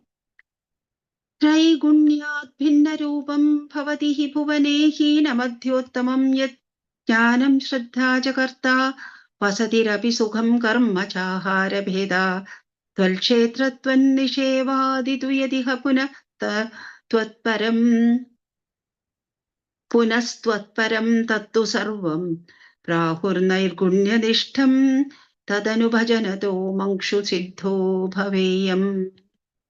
ഭഗവാനെ, എത്ര നേരവും നമ്മൾ എത്രയോ പ്രാവശ്യം നമ്മൾ ശ്രീമദ് ഭാഗവതത്തിലും അതേപോലെ നാരായണീയത്തിലും ഭഗവത്ഗീതയിലും ഒക്കെ നമ്മൾ കേൾക്കുന്നതാണ് 3 ഗുണങ്ങളെ പറ്റിയിട്ട്. ലോകത്തിലെല്ലാം ഉണ്ടായിട്ടുള്ളത് 3 ഗുണങ്ങളുടെ ചേരുവകളാണ്. അതിന്റെ കോമ്പിനേഷനാണ് എല്ലാ കാര്യങ്ങളും. ഇത് വസ്തുക്കളിൽ മാത്രമല്ല. വസ്തു എന്ന് പറഞ്ഞിട്ടുണ്ടെങ്കിൽ ഇപ്പൊ നമ്മളുടെ മുമ്പിൽ കാണുന്ന ഒരു മരം, വീട്ടു സാമാനങ്ങള്, ഭക്ഷണ സാധനങ്ങൾ, ഇതൊക്കെ വസ്തുക്കളാണ്. വസ്തു മാത്രമല്ല, വസ്തുവിൽ മാത്രമല്ല ഈ ഗുണങ്ങളുടെ ചേരുവകൾ ഉള്ളത്. നമ്മളുടെ ഭാവങ്ങളില്, നമ്മളുടെ സന്തോഷത്തില്, നമ്മളുടെ തപസ്സില്, നമ്മളുടെ പ്രാർത്ഥനയില്, നമ്മളുടെ ശ്രദ്ധയില്, എല്ലാത്തിലും നമ്മളൊരു വൊക്കേഷൻ തിരഞ്ഞെടുക്കുകയാണ്. നമുക്ക് ജീവിതത്തിന് വേണ്ടി നമ്മളൊരു തിരഞ്ഞെടുപ്പ് നടത്തുകയാണെങ്കിൽ, ഒരാൾക്ക് പൂ വിറ്റ് നടക്കാനായിരിക്കും ഇഷ്ടം, മറ്റൊരാൾക്ക് അധ്യാപനം ചെയ്തിട്ട്, അതായത് പഠിപ്പിച്ചു കൊടുത്തിട്ട് ജീവിക്കാനായിരിക്കും, വേറൊരാൾക്ക് സൈന്യത്തിൽ ചേർന്നിട്ട് രാജ്യത്തെ രക്ഷിക്കാനായിരിക്കും ഇഷ്ടം, വേറൊരാൾക്ക് ഒരു മാംസം വിൽക്കുന്ന ആളായിട്ട്, ഒരു ബുച്ചർ ആയിട്ട്, ഒരു മാംസം വിൽക്കുന്ന ഒരാളായിട്ടിരിക്കാനായിട്ട്, കൊന്നിട്ട് വിൽക്കുന്ന ഒരാളായിട്ടിരിക്കാനായിരിക്കും ഇഷ്ടം. ഓരോരുത്തരുടെയും തിരഞ്ഞെടുപ്പ് അതാത് മനുഷ്യരിലുള്ള ഗുണങ്ങൾക്കനുസരിച്ചിട്ടിരിക്കും. ഏത് ഗുണാണ് നല്ലത് എന്ന് ചോദിച്ചാൽ എല്ലാ ഗുണങ്ങളും വേണം. താമസിക ഗുണം വേണം, രാജസിക ഗുണം വേണം, സത്വഗുണം വേണം. എന്നാൽ സത്വഗുണാണ് നമ്മളെ ഏറ്റവും അധികം ഈശ്വരന്റെ അടുത്തേക്ക് എത്തിക്കുന്നത്. അങ്ങനെയുള്ള ഈ 3 ഗുണങ്ങള് ഭഗവത്ഗീതയിലെ ഭംഗിയായിട്ടിത് ശ്രദ്ധാത്രയ വിഭാഗ യോഗം എന്ന് പറഞ്ഞ 17-ാമത്തെ അധ്യായത്തിൽ പറയുന്നുണ്ട്. അതിൽ പറയുന്നുണ്ട് താമസികത ഉള്ള ഒരാളുടെ സ്വഭാവം, ഭക്തി എങ്ങനെയായിരിക്കും, മറ്റ് 2 ഗുണങ്ങളും സത്വഗുണങ്ങളുള്ള ഒരാളുടെ ഭക്തി എങ്ങനെയായിരിക്കും, സത്വഗുണങ്ങളുള്ള ഒരു മനുഷ്യന് ഏത് ആഹാരമാണ് ഇഷ്ടപ്പെടുക, വളരെ സാത്വികത ഉള്ള ആൾക്കാർക്ക് ഇഷ്ടമുണ്ടാവുക ഒട്ടും തന്നെ മത്സ്യമാംസാദികളൊന്നും ഇല്ലാതെ, എരിവും പുളിയും ഒന്നും ഇല്ലാതെ മധുരം, പാല്, ഇതൊക്കെ ആയിരിക്കും അങ്ങനത്തെ ഒരു പഴങ്ങള്. അങ്ങനെ ആവശ്യത്തിന് നമ്മുടെ ദേഹത്തിന് ആവശ്യമുള്ളത് കഴിക്കണം. എന്നാലും ഓരോ കാര്യത്തിലും അതാണ് ഇവിടെ എടുത്ത് പറയണത്. പാർപ്പിടത്തില് വസതി എന്ന് പറഞ്ഞിട്ടുണ്ടെങ്കിൽ പാർപ്പിടം, പിന്നെ ശ്രദ്ധയില്, ജ്ഞാനത്തില്, എല്ലാത്തിലും, ആഹാരത്തില് എടുത്തു പറയുന്നു, കർമ്മത്തില്, ആഹാരത്തില്, എല്ലാത്തിലും ഈ ഭേദം കാണാം. സത്വം, രജസ്, തമസ്, ഇതിലേതാണ് മുൻതൂക്കം നിൽക്കുന്നത് എന്നുള്ളത് നമുക്ക് കണ്ടാൽ മനസ്സിലാവും. ഉണ്ട്, അത് വ്യത്യാസമുണ്ട്. എന്നാലോ സത്വഗുണമാണ് വിഷ്ണു ഭക്തി എന്നുള്ളത്. വൈഷ്ണവരുടെ ഗുണം സത്വഗുണാണ്. സത്വഗുണത്തിന്റെ നാഥനാണ് മഹാവിഷ്ണു. എന്നാലും മഹാവിഷ്ണു പരമാത്മാവാണ് എന്നുള്ളത് കൊണ്ട് മഹാവിഷ്ണുവിനെ ചെയ്യുന്ന പൂജ, ഭഗവാനെ ഉദ്ദേശിച്ച് ചെയ്യുന്ന വ്രതങ്ങള്, ഭഗവാന്റെ മന്ദിരത്തിലേക്കുള്ള പോക്ക്, ഭഗവാന്റെ മന്ദിരം വൃത്തിയാക്കാനുള്ള ശ്രമം, ഭഗവത് കൈങ്കര്യം, ഇതൊക്കെ തന്നെ നിർഗുണമാണ്. സത്വഗുണത്തിനെക്കാട്ടിലും ഒരു പടി മേതെയാണ് നിർഗുണം എന്നുള്ള അവസ്ഥ. അതൊക്കെ തന്നെ നമുക്ക് വിഷ്ണു പൂജയിൽ നിന്ന് കിട്ടും. കാരണം വിഷ്ണു തന്നെ പരമാത്മാവാണ്, പരമാത്മാവ് നിർഗുണമാണ്. അതുകൊണ്ട് ഈ ലോകത്തിൽ ഇരിക്കുമ്പോൾ നമുക്ക് പൂജ ചെയ്യാനും ആ ക്ഷേത്രത്തിൽ പോവാനും ക്ഷേത്രോപാസന നടത്താനും ഒന്നും, അത് സത്വമല്ലേ, സത്വത്തിന്റെ ആധിക്യമല്ലേ, സത്വം തന്നെ ഒരു ഗുണല്ലേ, ആ ഗുണത്തിന് അടിമയായാൽ ശരിയാവൂന്നൊന്നും ആലോചിക്കാനില്ല. അത് നമുക്ക് മുന്നോട്ട് കൊണ്ടുപോവാം. അതിൽ കൂടെ പോയാൽ തന്നെ പ്രത്യക്ഷത്തിൽ അത് സത്വഗുണമാണെങ്കിലും അത് നമ്മളെ നൈർഗുണ്യത്തിലേക്ക് നയിക്കും എന്നാണ് 1-ാമത്തെ ശ്ലോകത്തിൽ പറയുന്നത്.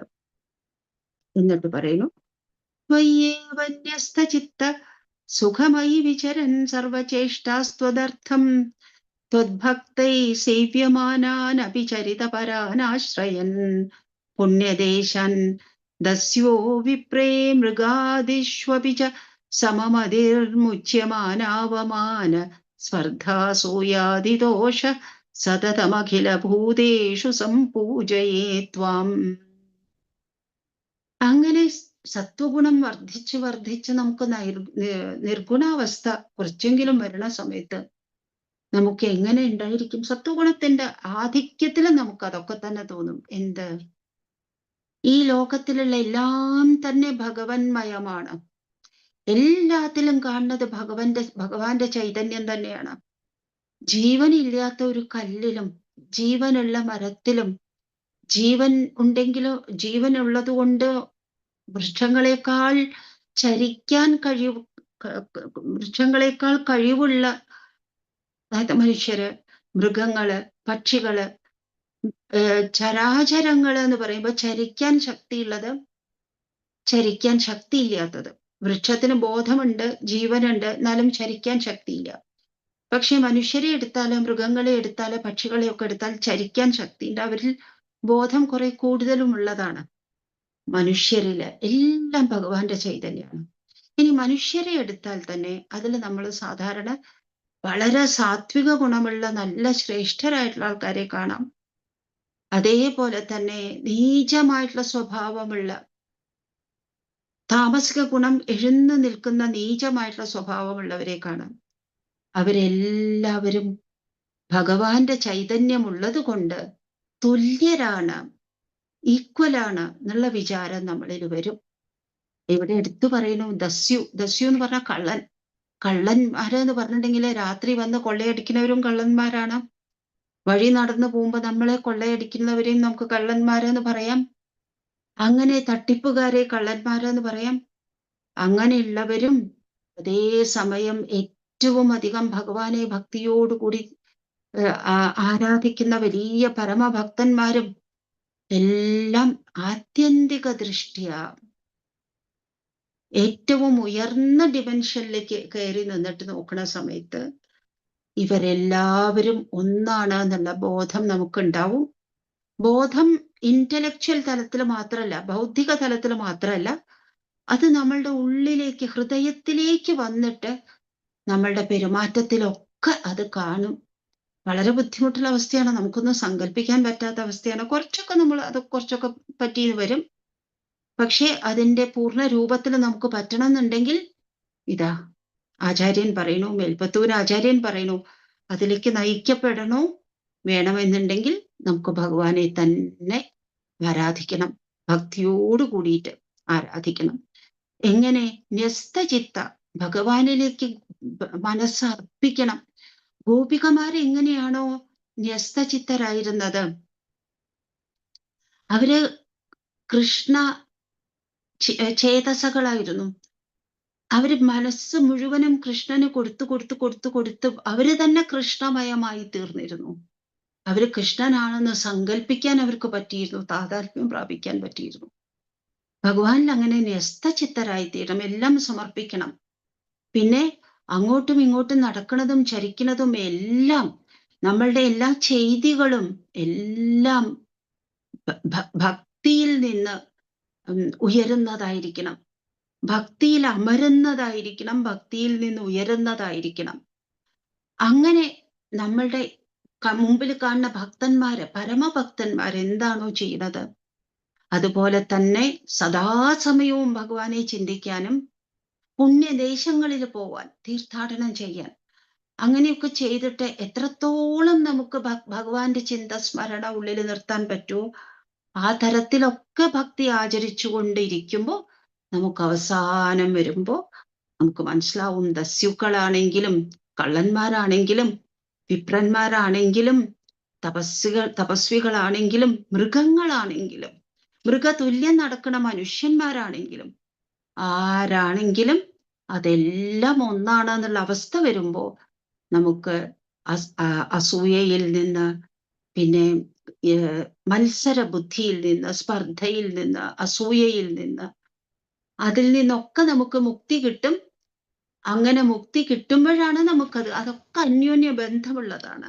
ആ അവസ്ഥയിലേക്ക് എന്നെ ഉയർത്താൻ പാകത്തിന് എനിക്ക് ഭക്തി തരണേ എന്നുള്ളതാണ് ആചാര്യൻ ഇവിടെ പ്രാർത്ഥിക്കുന്നത്. അടുത്ത ശ്ലോകത്തിൽ പറയുന്നു, ത്വദ്ഭാവോ യാവതേഷു സ്ഫുരതി ന വിശദം താവദേവം ഹ്യുപാസ്തിം കുർവന്നൈകാത്മ്യബോധേ ചരിതി വികസതി ത്വന്മയോഹം ചരേയം ത്വദ്ധർമ്മസ്യാസ്യ താവത് കിമപി ന ഭഗവൻ പ്രസ്തുതസ്യ പ്രണാശസ്തസ്മാത് സർവാത്മനൈവ പ്രതിശ മമ വിഭോ ഭക്തിമാർഗം മനോജ്ഞം. ഏറ്റവും അധികം മനോജ്ഞമായിട്ടുള്ള ഭക്തിമാർഗത്തിൽ കൂടെ തന്നെ എന്നെ മുന്നോട്ട് കൊണ്ടുപോകണേ ഭഗവാനെ. കാരണം എന്താ വെച്ചാല് എല്ലാം തന്നെ ഇപ്പൊ നേരത്തെ ശ്ലോകത്തിൽ പറഞ്ഞു, ദസ്യുക്കളും തപസ്വികളും വിപ്രന്മാരും മൃഗങ്ങളും ഒക്കെ ഒന്ന് എന്നുള്ള ഭാവം. ആ ഭാവം നമുക്ക് ഭക്തിയുടെ തുടക്കത്തിൽ നമുക്ക് ഉണ്ടായിന്ന് വരില്ല. പക്ഷേ നമുക്ക് ആ ഭക്തിയുടെ മാർഗത്തിൽ കൂടെ തന്നെ വേണം പോവാൻ. വേറെ മാർഗങ്ങളൊന്നും പെട്ടെന്ന് പോയി നമുക്ക് സ്വീകരിക്കാൻ പറ്റില്ല. ഈ എല്ലാം ഒന്നാണെന്നുള്ളത് ജ്ഞാനത്തിന്റെ പരകാഷ്ഠയിലെത്തുമ്പോഴാണ് നമുക്ക് ആ ബോധം വരിക. ആ ജ്ഞാനത്തിലേക്ക് എത്തിക്കുന്നതാണ് ഭക്തി. അതുകൊണ്ട് ഭക്തി മാർഗം വിട്ട് വേറെ എവിടെയും പോകേണ്ട ആവശ്യമില്ല. അതിൽ തന്നെ നിന്നിട്ട് നമുക്ക് ആ സങ്കല്പത്തിലേക്ക്, ആ സമതയിലേക്ക്, ആ തുല്യ ബുദ്ധിയിലേക്ക് നമുക്ക് എത്തണം. അതിന് ഈ ഭക്തിമാർഗം തന്നെയാണ് നല്ലത്. ഇവിടെ മേൽപ്പത്തൂർ ആചാര്യൻ ഒരു ഉപമ പറയുന്നുണ്ട്. അതെന്താണെന്ന് വെച്ചാല്, നോക്കൂ, ഭക്തി ഏറ്റവും അധികം ഭക്തിയുടെ ഏറ്റവും ഉയരത്തില് ശിഖരത്തിൽ എത്തുമ്പോഴാണ് നമുക്ക് ആ ജ്ഞാനം ഉദിക്കുന്നത്. ആ ജ്ഞാനം ഉദിക്കാൻ ആ തരത്തിലുള്ള ഭക്തി ഉണ്ടാവാൻ നമ്മൾ എന്ത് ചെയ്യണം? ഭക്തിയുടെ മാർഗത്തിൽ കൂടെ തന്നെ നടക്കണം. അപ്പൊ നമ്മൾ ഇപ്പോ ഭക്തിയുടെ തുടക്കത്തിലാണെങ്കിൽ ഇത് വിട്ട് നമ്മൾ എവിടെയും പോണ്ട. ഒരു രോഗി, ആ രോഗി ഒരു വൈദ്യന്റെ അടുത്ത് ചെല്ലുമ്പോ ചിലപ്പോ പേടിയുണ്ടാവും. എന്തൊക്കെ പഥ്യങ്ങളാണ് പറയുക. മരുന്ന് തരും കഴിക്കാൻ, കയ്പുള്ള മരുന്നായിരിക്കും. അതിന്റെ കൂടെ മറ്റൊരു കാര്യം കൂടി പറയും, പാല് കുടിക്കരുത് എന്ന് പറയും. അങ്ങനെ പാല് വളരെ ഇഷ്ടമുള്ള ആളായിരിക്കും. പാല് കുടിച്ചാൽ നല്ല ദേഹത്തിന് പോഷണം തരുന്നതാണ് പാല്. ഇഷ്ടത്തോടു കൂടി കഴിക്കും പാല്. പാല് ദേഹത്തിന് പോഷണം തരും, വിശപ്പ് മാറ്റും. അങ്ങനെ തന്റെ ഭക്ഷണത്തിൽ പാല് വളരെ പ്രാധാന്യം അർഹിക്കുന്ന ഒന്നാണ്. അങ്ങനെയുള്ള പാല് കുടിക്കണ്ട എന്ന് പറഞ്ഞാലോ, ഇതൊക്കെ പേടിച്ചിട്ട് വൈദ്യന്റെ അടുത്ത് പോകും. വൈദ്യരുടെ അടുത്ത് പോയാൽ വൈദ്യര് പറയുന്നത് വേറെ ഒരു മരുന്നും വേണ്ട, പാല് കുടിച്ചാൽ മതി എന്ന് പറയും. അങ്ങനെ പറഞ്ഞാൽ നമ്മളുടെ സന്തോഷം എത്രയാണ്. ഇതുപോലെയാണ് ആ ഉയർന്ന ഭാവത്തിലേക്ക് എത്താൻ. അത് ഭക്തിയുടെ കൊടുമുടിയിലാണ് നമുക്ക് കിട്ടുക. അതിലേക്ക് എത്താൻ മാർഗം എന്താണ്? ഭക്തി തന്നെ.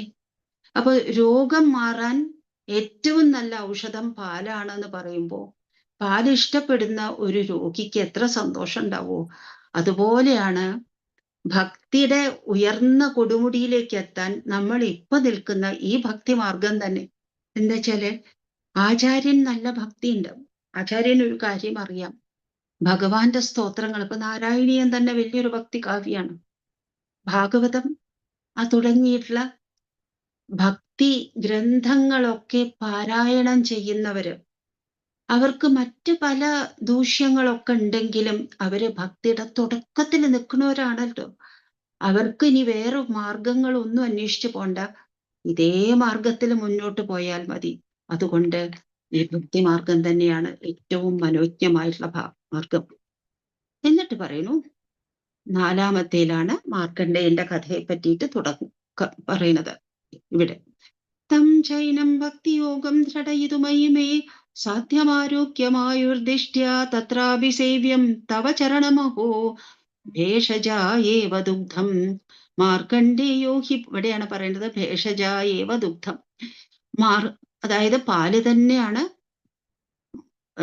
ഭേഷജ ചികിത്സയ്ക്ക് വൈദ്യം തരണ മരുന്ന്.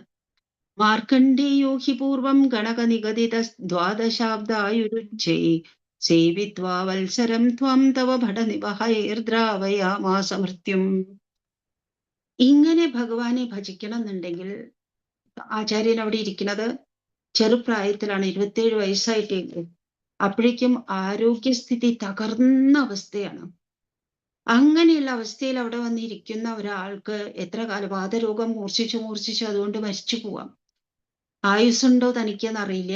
ഇതാ ഇപ്പൊ പക്ഷെ കുറേയൊക്കെ 97ാമത്തെ ദശകത്തിൽ എത്തിയപ്പോഴേക്കും ആരോഗ്യം നല്ല പോലെ നന്നായിരിക്കണു. 3ാമത്തെ ദശകത്തിൽ നമ്മൾ കാണുന്ന ആ മേൽപ്പത്തൂർ ആചാര്യനല്ല ഇവിടെ. നല്ല പോലെ ആരോഗ്യമുണ്ടായിരിക്കണു. പക്ഷെ എന്നാലും ആയുസ് എത്രയെന്നുള്ളത് അറിയില്ല. ചെറുപ്പാണ്. ഒരു ദീർഘമായിട്ടുള്ള ഒരു ജീവിതം കൂടി വേണം ആ ഭക്തിയിലേക്ക് എത്താൻ. അല്ലെങ്കിൽ ഭക്തിയിൽ നമ്മൾ ഇങ്ങനെ പുരോഗമിച്ച് പോകുമ്പോ നമ്മൾ പെട്ടെന്ന് മരിച്ചു പോയാലോ? മരിച്ചുപോയാൽ അടുത്ത ജന്മം നമ്മളത് തുടരും. എന്നാലും ആരോഗ്യത്തോടൊപ്പം തന്നെ ആയുസ്സും കൂടി ഉണ്ടെങ്കിൽ നമ്മളുടെ ഭക്തി മാർഗത്തിൽ നമുക്ക് കുറേ മുന്നോട്ട് പോവാം. ഇനി ഒരു സ്ഖലനം സംഭവിക്കില്ല. ഭക്തിമാർഗത്തിൽ നിന്ന് വഴുതി മാറില്ല എന്നുള്ള അവസ്ഥയിലേക്ക് നമുക്ക് എത്തുന്ന വിധത്തിൽ നമുക്ക് ഈ ജന്മം തന്നെ ഉപയോഗിക്കാം. ഇടയ്ക്ക് പ്രായമായി മറ്റൊന്നും ചെയ്യാൻ പറ്റിയില്ലെങ്കിലും ഈശ്വര സ്മരണയോടുകൂടി നാമം ജപിച്ചിരിക്കാം. ആയുസ് വേണം. ഭഗവാനെ നല്ലപോലെ ഭജിക്കാൻ എനിക്ക് ആയുസ് കൂടി വേണം. അപ്പോഴാണ് പെട്ടെന്ന് മാർക്കണ്ഡേയന്റെ കാര്യം എടുത്തു പറയുന്നത്. മാർക്കണ്ഡേയന് വലുതായിട്ടുള്ള ചിരഞ്ജീവിയായി, വലുതായിട്ടുള്ള ചിരകാലം ജീവിക്കാനുള്ള ഭാഗ്യം ഉണ്ടായി.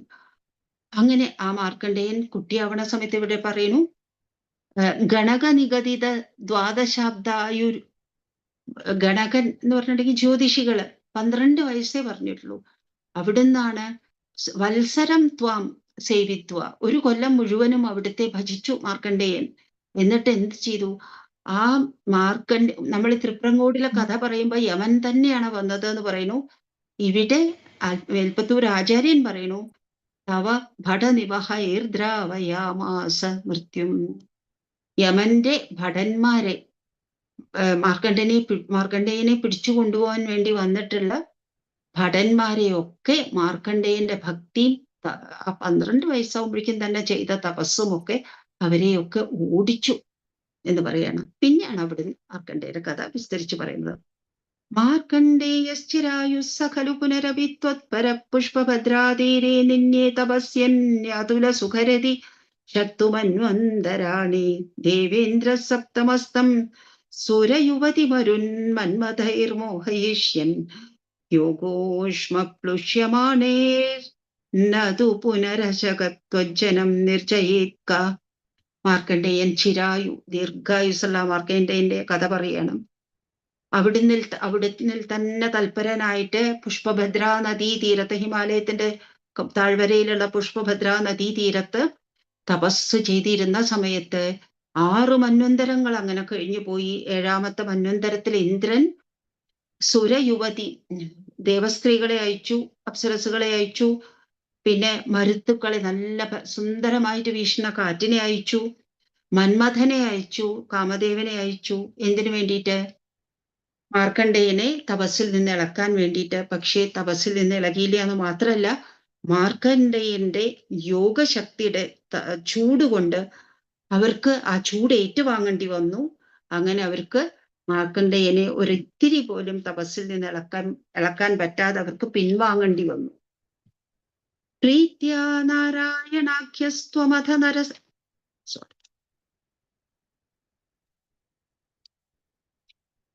6ാമത്തെ ശ്ലോകം.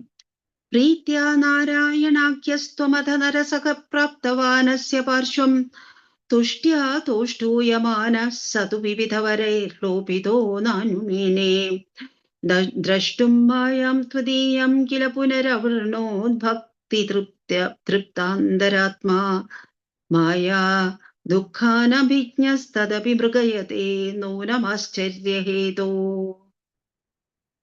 അങ്ങനെ അവര് ഈ അപ്സരസുകളും മന്മഥനും ഒക്കെ പിൻവാക്കിയ സമയത്ത് അവർക്ക് മാർക്കണ്ഡേയനെ ഇളക്കാൻ പറ്റിയില്ല എന്നുള്ളൊരു വിഷമം, ദേവേന്ദ്രനും അതിലൊരു ദുഃഖം. പക്ഷേ അതിൽ സന്തോഷിച്ച ചിലരുണ്ട്. ആരാണ്? നരനാരായണന്മാര്. അങ്ങനെ ഈ മാർക്കണ്ഡേയനെ കാണണം എന്ന് വിചാരിച്ചിട്ട് ആ സമയത്ത് നരനാരായണന്മാരെ മാർക്കണ്ഡേയൻ വിളിച്ചിട്ടില്ല, തപസ്സിലാണ്. എന്നാലും അവര് തപോമൂർത്തികളായിട്ടുള്ള അവര് അങ്ങോട്ട് അടുത്തേക്ക് പുഷ്പഭദ്രാ നദീ തീരത്ത് ചെന്നിട്ട് അനുഗ്രഹിക്കാൻ വേണ്ടിയിട്ട് ഈ ഭൂമിയിലേക്ക് ഇറങ്ങി വന്നു. തുഷ്ട്യാ തോഷ്ടൂയമാന സതു വിവിധവരൈർലോഭിതോ നാനുമേനേ. വന്നിട്ട് ഭഗവാന്മാരെ നന്നായിട്ട് സ്തുതിച്ചു. ആ സമയത്ത് വരം ചോദിക്കൂ, ഞങ്ങളോട് വരം ചോദിക്കൂ എന്ന് പറഞ്ഞിട്ട് പ്രലോഭിപ്പിച്ചു. മാർക്കണ്ഡേയൻ എന്ത് വരം ചോദിച്ചാലും തരാൻ തയ്യാറായിക്കൊണ്ട് നിൽക്കണം. അവരെ വരം പ്രലോഭിപ്പിച്ച് ചോദിക്കൂ. ഒന്നും ആവശ്യമില്ല എന്ന് മാർക്കണ്ഡേയ മഹർഷി പറഞ്ഞു. അവസാനം പിന്നെ നിർബന്ധിച്ച സമയത്ത് പറയും, ഭക്തി വേണം, എപ്പോഴും ഈ ഭക്തിയിൽ എനിക്കിരിക്കാൻ പറ്റണം. പിന്നെ ഒരു കാര്യം, ഞാൻ ഇതുവരെ മായയുടെ ദുഃഖം എന്താണെന്ന് അറിഞ്ഞിട്ടില്ല. മായ പരിഭ്രമിപ്പിക്കും, ജനങ്ങളെ മോഹിപ്പിക്കുന്നൊക്കെ കേട്ടിട്ടുണ്ട്. അതെന്താണെന്ന് എനിക്കറിയില്ല. അതൊന്ന് കാണിച്ചു തന്നാൽ കൊള്ളാം എന്ന് മാത്രം പറഞ്ഞു. കാരണം ഈ മായ എന്ന് പറഞ്ഞാൽ അത് വലിയ ആശ്ചര്യം ജനിപ്പിക്കുന്നതാണല്ലോ. അത് ഒന്ന് കണ്ടാൽ കൊള്ളാം, അതൊരു ആശ്ചര്യ അനുഭവം, ഇതുവരെ അറിഞ്ഞിട്ടില്ല ജീവിതത്തിൽ. അതൊന്ന് കാണിച്ചാൽ സന്തോഷത്തോടു കൂടിയിട്ട് നരനാരായണന്മാര് അങ്ങനെ തന്നെ തഥാസ്തു എന്ന് പറഞ്ഞ് അനുഗ്രഹിച്ചിട്ട് അവരവിടുന്ന് പോയി. അപ്പൊ എന്തുണ്ടായി? യാതേ ത്വയ്യാശുവാദാകുല ജലതകളത്തോയ പൂർണാതികൂർണ സപ്താർണോ രാശിമഗ്നേ ജഗതി സതുജലേ സംഭ്രമൻ വർഷകൂടി ദീന പ്രൈച്ഛിഷ്ടദൂരേ വടതല ശയനം കഞ്ചിതാശ്ചര്യബാലം ത്വാമേവ ശ്യാമളാംഗം വദന സരസിജ ന്യസ്തപാദാങ്കുലീകം യാതേ. അവര് പോയ സമയത്ത്, അവരവിടുന്ന് പോയ സമയത്ത് പെട്ടെന്ന് വളരെ വലിയ മഴ തുടങ്ങി. എങ്ങനെയാണ് ഓരോരോ തുള്ളിക്ക് ഒരു കുടം എന്നൊക്കെ കൈ കണക്കിലാണ് ഓരോരോ മഴത്തുള്ളികൾ വീണിരുന്നത് എന്ന് പറയില്ലേ, അങ്ങനെ മഴയും വലിയ കാറും കോളും 7 സമുദ്രങ്ങളും ഒരു ജലരാശിയായി തീർന്നു. അങ്ങനെ എത്രയോ കാലം കഴിഞ്ഞു. വാസ്തവത്തിൽ കുറച്ചു നേരം മാത്രമാണ്, നിമിഷങ്ങളാണ്. പക്ഷെ മായയ്ക്ക് അടിപ്പെട്ടിട്ടുള്ള മായക്കാഴ്ച കണ്ട് മാർക്കണ്ഡേയ മഹർഷിക്ക് ആ സമയത്ത് എത്രയോ കൊല്ലങ്ങൾ അങ്ങനെ കടന്നുപോയി എന്ന് തോന്നി. മറ്റൊന്നിനെയും കാണാതെ, യാതൊന്നും കാണാതെ എത്രയോ കോടി വർഷങ്ങള്. അങ്ങനെ നോക്കുന്ന സമയത്ത് ദൂരത്ത് ദീനനായി വയ്യാതെ ഇരിക്കുന്നു മാർക്കണ്ഡേയ മഹർഷിക്ക്. വെള്ളത്തിൽ മുങ്ങാതെ അങ്ങനെ കടന്ന് പൊങ്ങി നിൽക്കാനുള്ള ശ്രമം. കുറേ കാലം കഴിഞ്ഞപ്പോഴേക്കും ക്ഷീണിതനായിരിക്കുന്നു, ദീനനായിരിക്കുന്നു. ദീനപ്രൈക്ഷിഷ്ട ദൂരേ വടതള ശയനം. ആലിലയിൽ കിടക്കുന്ന ആ കുട്ടിയെ കണ്ടു, ആലിലയിൽ ശയിക്കണ കൃഷ്ണനെ കണ്ടു. ഈ ആലില കൃഷ്ണൻ നമ്മളെ എത്ര ആകർഷിക്കുന്നുണ്ടല്ലേ, എത്ര തരത്തില് നമ്മളുടെ ലോക്കറ്റിൽ വന്നിരുന്നിട്ടും ചിത്രങ്ങളിൽ ഉണ്ടായിട്ടും ഇൻവിറ്റേഷന്റെ ഷേപ്പ് പലപ്പോഴും ആലില കൃഷ്ണന്റെ പോലെ. അങ്ങനെ ശ്യാമളാംഗനായിട്ടുള്ള ആ ബാലനെ, കറുത്ത നീല നിറമുള്ള മേഘത്തിന്റെ നിറമുള്ള ബാലനെ കണ്ടു. ഭംഗിയുള്ള താമര പോലെയുള്ള കാലെടുത്തിട്ട് വായുടെ ഉള്ളിലേക്ക് വെച്ചിരിക്കുന്നു. അങ്ങനെയുള്ള ബാലനെ കണ്ടു. ഇന്ദീവര ശ്യാമള കോമളാംഗം ഇന്ദ്രാദിദേവാർച്ചിത പാദപത്മം. ഇങ്ങനെയാണ് പിന്നെ മുകുന്ദാഷ്ടകത്തിൽ പറയുന്നത്, ഭഗവാനെ പറ്റി കരാരവിന്ദേന എന്നുള്ളതിൽ പറയുന്നത്. ഇന്ദീവര ശ്യാമള കോമളാംഗം. നല്ല ഒരു പുഷ്പമുണ്ട്, ഇന്ദീവരം പുഷ്പം എന്ന് പറഞ്ഞിട്ടുണ്ടെങ്കിൽ നമ്മളൊക്കെ കാണാറുള്ളതാണ്, സാധാരണ പറയുന്ന ഒരു പേരുണ്ട്. ആ പുഷ്പത്തിന്റെ നല്ല നീല നിറമുള്ള പുഷ്പത്തിന്റെ നിറമുള്ള ആ ബാലനെയാണ് അവിടെ കണ്ടത്. ദൃഷ്ട്വാ ത്വം ഹൃഷ്ടരോമാധ്വരിതമുപഗത സ്പൃഷ്ടുകാമോ മുനീന്ദ്ര ശ്വാസേനാന്തർനിവിഷ്ട പുനരിഹ സകലം ദൃഷ്ടവാൻ വിഷ്ടപൗഘം ഭൂയോ വിശ്വാസവാദേർബഹിരനുപതിതോ വീക്ഷിതസ്ത്വൽകടാക്ഷേർ മോദാദാശ്ലേഷ്ടു വിഹിതതനൗ സ്വാശ്രമേ പ്രാഗ്വദാസീത്. നമ്മൾ നേരത്തെ കഥയിൽ അനുസ്മരിച്ചതുപോലെ അടുത്ത് ചെല്ലാൻ നോക്കി, ചെന്ന സമയത്ത് ആ കുഞ്ഞിന്റെ ശ്വാസവായുവില് കുഞ്ഞിന്റെ ഉദരത്തിലേക്ക് പ്രവേശിച്ചു. അവിടെ ഉദരത്തിൽ പുറത്ത് കാണുന്ന അതേപോലെയുള്ള ലോകത്തിനെ ചരാചരങ്ങളോടുകൂടി കണ്ടു. ആ കുഞ്ഞിന്റെ പുറത്തേക്ക് വിടുന്ന ശ്വാസവായുവില് പുറത്തേക്ക് വന്നു. പുറത്തേക്ക് വന്ന സമയത്തോ അടുത്ത് കണ്ടു, ആ കുട്ടിയെ നോക്കിയ സമയത്ത് ഒന്ന് ആശ്ലേഷിക്കണം, ആലിംഗനം ചെയ്യണം എന്ന് വിചാരിച്ചിട്ട് അടുത്തേക്ക് ചെന്നു. അപ്പോഴേക്കും ആ കുഞ്ഞ് അന്തർധാനം ചെയ്തു കഴിഞ്ഞു. മാത്രല്ല സ്വന്തം ആശ്രമത്തില് എങ്ങനെയാണോ മുമ്പ് ഇരുന്നിരുന്നത് അതേപോലെ ഇരിക്കുന്നതായിട്ടുള്ള അനുഭവം തിരിച്ചു വന്നു. ഗൗര്യാസാർത്ഥം തദഗ്രേ പുരഭിദത ഗതസ്ത്വൽ പ്രിയ പ്രേക്ഷണാർത്ഥി സിദ്ധാനേവാസ്യ ദത്വാ സ്വയമയമജരാ മൃത്യുദാദീൻ ഗതോഭൂത്. ഏവം ത്വത്സേവയൈവ സ്മരരി പുരവി സംപ്രീയത്തെ യേന തസ്മാൻ മൂർത്തിത്രയാത്മകസ്ത്വം നനു സകല നിയന്തേതി സുവ്യക്തമാസീത്. ആ സമയത്താണ് മഹാദേവൻ മാർക്കണ്ഡേയ മഹർഷിയെ കണ്ടത്. മായാപ്രളയമൊക്കെ അവസാനിച്ചു. അവിടെ ഇരുന്ന് തപസ് ചെയ്യണ ആ ചെറുപ്പക്കാരനായിട്ടുള്ള മാർക്കണ്ഡേയനെ കണ്ട സമയത്ത് കാണാനുള്ള കൗതുകം കൊണ്ട് ഗൗരീദേവിയെ കൂട്ടിയിട്ട് മഹാദേവൻ അവിടെ വന്നു. സ്മരരിപുവാണ്, കാമദേവനെ തോൽപ്പിച്ച് ചുട്ടിരിച്ച ആളാണ് മഹാദേവൻ. അങ്ങനെയുള്ള ആ മഹാദേവന് ഈ കുട്ടി, കാമദേവൻ വന്നിട്ടും ഇളക്കാതെ ഇരുന്ന ഈ കുഞ്ഞിനെ കണ്ട സമയത്ത് സ്മരരിപുവായിട്ടുള്ള കാമാരിയായിട്ടുള്ള മഹാദേവന് കൗതുകം തോന്നിയിട്ട് കാണാൻ വേണ്ടി വന്നതാണ് ഗൗരീദേവിയും കൂട്ടിയിട്ട്. ആ സമയത്ത് എന്തുകൊണ്ടാണ് ഈ കുഞ്ഞൊരു വലിയ ഭക്തനാണ്, ഈ മാർക്കണ്ഡേയ മഹർഷി വലിയൊരു ഭക്തനാണ്. അങ്ങനെയുള്ള ഭക്തന്മാരെ കാണുമ്പോൾ എപ്പോഴും വിഷ്ണു ഭക്തന്മാരെയൊക്കെ കാണുമ്പോൾ മഹാദേവന് വലിയ സന്തോഷമാണ്. അവരെ അങ്ങോട്ട് പോയിട്ട് നമസ്കരിക്കും.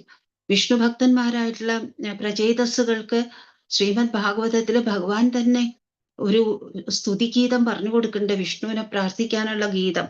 അതിന് നമ്മൾ രുദ്രഗീതം എന്നാണ് പറയുന്നത്. വിഷ്ണു ഗീതം ഒന്നുമില്ല, രുദ്രനാണ് ഉപദേശിച്ചു കൊടുത്തത്.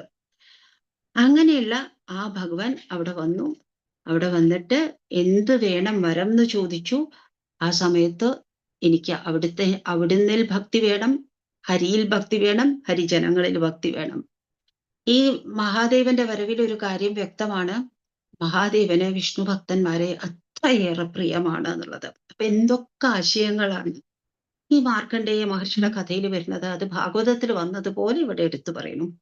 അവസാനത്തെ ശ്ലോകം: ത്രംശേസ്മിൻ സത്യലോകേ വിധിഹരിപുരഭിന്മന്ദിരാണ്യോർധ്വമൂർധ്വം തേഭ്യോപ്യൂർധ്വം തു മായാ വികൃതിവിരഹിതോ ഭാതി വൈകുണ്ഠലോക തത്ര ത്വം കാരണാംഭസ്യപി പശുപകുലേ ശുദ്ധസത്വൈകരൂപീ സച്ചിത് ബ്രഹ്മാദ്വയാത്മാ പവനപുരപതേ പാഹി മാം സർവരോഗാൻ.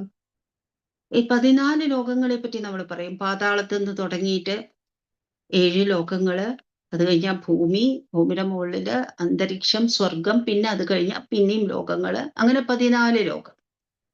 ഏറ്റവും ഉയരത്തിലുള്ള ലോകം, ഈ 14 ലോകങ്ങളിൽ ഏറ്റവും ഉയരത്തിലുള്ള ലോകമാണ് സത്യലോകം. സത്യലോകത്തിലാണ് ബ്രഹ്മാവ് ഇരിക്കുക എന്ന് നമ്മൾ പറയാറുണ്ട്. ഇവിടെ പറയുന്നു സത്യലോകത്തില് ബ്രഹ്മാവ് ഇരിക്കുന്നുണ്ട്. അതിൻ്റെ മുകളിലായിട്ട് നമ്മൾ വിഷ്ണുവിന്റെ ലോകം കാണും. അതിന് മുകളിലായിട്ട് നമ്മൾ മഹാദേവന്റെ രൂപം കാണും. അപ്പൊ മഹാദേവനെ സംഹരിക്കാനുള്ള ഒരു കർത്തവ്യം, വിഷ്ണുവിന് ജഗത്തിനെ പരിപാലിക്കാനുള്ള കർത്തവ്യം, ബ്രഹ്മാവിനാണെങ്കിൽ ജഗത്ത് സൃഷ്ടിക്കാനുള്ള കർത്തവ്യം. ഈ 3 അത് നമ്മൾ ത്രിമൂർത്തികൾ എന്ന് പറയും. ത്രിമൂർത്തികളുള്ള വിഷ്ണു ഉണ്ടല്ലോ, ആ വിഷ്ണു ഈ ഒരു അവസരത്തില് മറ്റ് 2 ദേവന്മാരുടെ പോലെയാണെങ്കിലും ഈ വിഷ്ണുവാണ് വാസ്തവത്തില് ശിവനായിട്ടും വിഷ്ണുവായിട്ടും ബ്രഹ്മാവായിട്ടും നിൽക്കുന്നത്. ആ വിഷ്ണുവിനെ നമ്മൾ മഹാവിഷ്ണു എന്ന് പറയുന്നു. ആ മഹാവിഷ്ണു വൈകുണ്ഠത്തിലാണ്. ഇവിടെ ഈ സത്യലോകത്തിൽ ഇവരുടെ കൂടെ നിൽക്കുന്നുവെങ്കിലും, മഹാദേവന്റെയും ബ്രഹ്മാവിന്റെയും കൂടെ നിൽക്കുന്നുവെങ്കിലും, ആ വിഷ്ണു ഏതൊരു മഹാവിഷ്ണുവിന്റെ ഒരു പ്രതിനിധിയായിട്ടാണോ അവിടെ നിൽക്കുന്നത്, ആ മഹാവിഷ്ണു ഉണ്ടല്ലോ, ആ മഹാവിഷ്ണുവിന്റെ വൈകുണ്ഠ ലോകം ഇതിനൊക്കെ മുകളിലാണ് എന്ന് പറഞ്ഞിട്ട് വിഷ്ണു ഭക്തിയുടെ പ്രാമാണ്യത്തെ ഒന്ന് എടുത്തു പറയുകയാണ്. അങ്ങനെയുള്ള ആ ഭഗവാൻ ഉണ്ടല്ലോ ശുദ്ധ സത്വരൂപിയാണ്. സത്വം എന്ന് പറയുമ്പോൾ അത് ഗുണത്തിന്റെ ഭാഗത്ത് പെടുമെങ്കിലും, ഗുണത്രയം 3 ഗുണത്തിൽ പെടുമെങ്കിലും, ശുദ്ധ സത്വം എന്ന് പറയുമ്പോൾ അത് നൈർഗുണ്യാവസ്ഥ തന്നെയാണ് എന്ന് പറയാണ്. അത് മഹാവിഷ്ണുവിന്റെ സ്വഭാവമാണ്. അത് തന്നെയാണ് നമുക്ക് സത്വഗുണത്തിന്റെ നാഥനായിട്ടുള്ള വിഷ്ണുവിനെ ആരാധിക്കുന്ന സമയത്ത് നമ്മൾ അതിലൂടെ ശുദ്ധ സത്വത്തിലേക്ക് എത്തും, അഥവാ നൈർഗുണ്യത്തിലേക്ക് എത്തും. പരമാത്മപ്രാപ്തിയാണ്, ബ്രഹ്മപ്രാപ്തിയാണ് നമുക്ക് അവിടെ കിട്ടുന്നത് എന്നുള്ളത് എടുത്തു പറഞ്ഞിട്ട് ആ വിഷ്ണു ഭക്തിയുടെ പ്രാമാണ്യം ഒന്നുകൂടി സൂചിപ്പിച്ചിട്ട് ഭഗവാനോട് പറയുന്നു, സച്ചിദാനന്ദ മൂർത്തി തന്നെയാണ് മഹാവിഷ്ണു. അവിടുന്ന് എൻ്റെ എല്ലാ രോഗത്തിൽ നിന്നും എന്നെ രക്ഷിക്കണേ. രോഗത്തിൽ നിന്ന് രക്ഷിക്കുന്നത് അവിടുത്തെ ഉപാസിക്കാൻ വേണ്ടിയിട്ട്, ആയുസ്സിനു വേണ്ടി ചോദിക്കുന്നത് അവിടുത്തെ ഉപാസിക്കാൻ വേണ്ടിയിട്ട് എന്ന് പറഞ്ഞിട്ടാണ് ഈ ശ്ലോകം അവസാനിക്കുന്നത്. പറഞ്ഞതൊക്കെ ഭഗവാന്റെ കാൽക്കൽ സമർപ്പിച്ചുകൊണ്ട് കായേന വാചാ മനസേന്ദ്രിയൈർവാ ബുദ്ധ്യാത്മനാ വാ പ്രകൃതേ സ്വഭാവാത് കരോമി യദ്യത് സകലം പരസ്മൈ നാരായണായേതി സമർപ്പയാമി. ശ്രീ ഗുരുവായൂരപ്പാ ശരണം, ശ്രീ ഗുരുവായൂരപ്പാ ശരണം, ശ്രീ ഗുരുവായൂരപ്പാ ശരണം. ഹരി ഓം